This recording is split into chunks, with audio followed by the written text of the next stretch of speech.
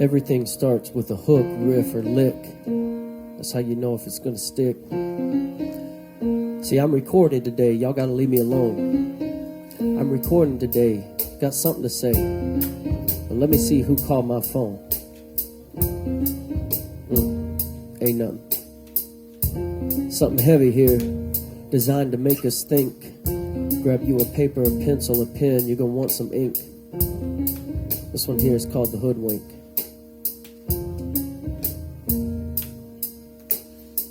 There's business scare, then there's model air. Which one you think we gonna talk about here? That's right, you guessed it. We're talking about that messy-ish, where nobodies get their funds from music, taking monies from the best to ever do it. Paris so petty, Pac, Prince, deserve to be free, cause we write those hits. The hoodwink and music should have already came and went, but somehow got hijacked through the internet. A new technology that interacts with fans, you see, makes sense to us who play live music on the weekends. To understand context, you gotta really know, cause you gotta attend concerts, you gotta go to the show.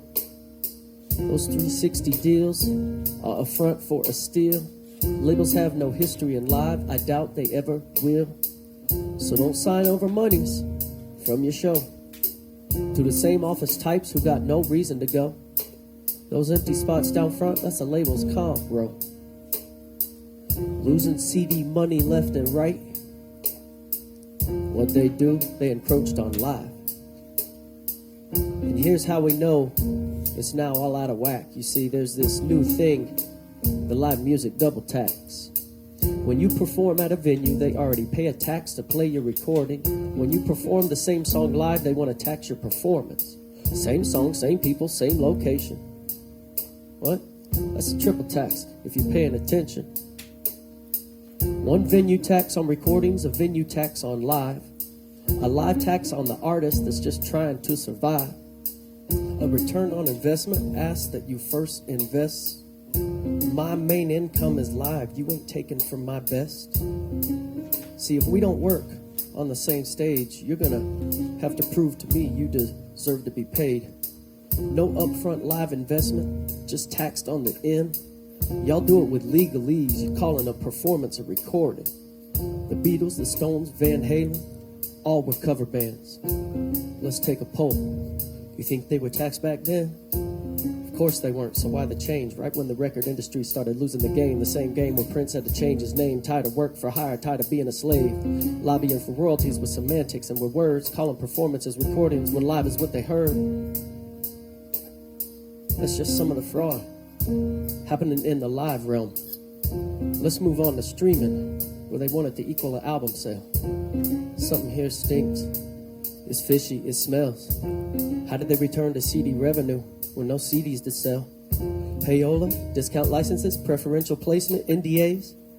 They ask for your music for free, but for the labels, they gotta pay. Which one is primary? Let's just see. Something paid for? Something free. Who's sorting 50 million tracks? Who's coding the algorithm?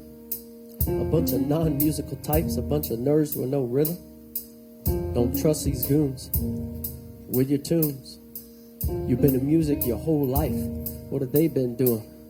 Neither streaming nor the labels have a history of interactions. Direct to fan, new data supply chains. These things ain't happening. They pull funds together from everyone's subscriptions, which means the money that you pay doesn't go to who you listen. A true interactive model is what's missing. I ain't done telling you about these jabronis. They don't play music. They ain't my homies. Tupac knew these types, said they weren't qualified to analyze. Can't trust them, they're full of dirty tricks and lies. Gaming music, inventing genres. If you listen to their advice, it just may harm you.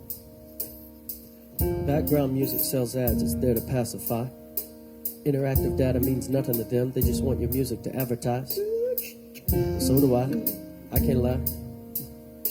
But I'm a real rock star, way better with music than these guys are. If you make a playlist and it goes viral, then you should be compensated. That's it. That's all. How did the nerds get to make the rules? We need the best at it to curate the tunes. The labels, antiquated models, stifle money that's new. So they tax you before you perform. That's not natural. That's not the norm. And they don't pay you for curating playlists, and if it was my time invested, I'd be pissed, especially when they don't take risks. They select artificial intelligence songs saved to a hard disk. There's more to follow. I'll tell you tomorrow. But it's looking better for artists. No more sorrow.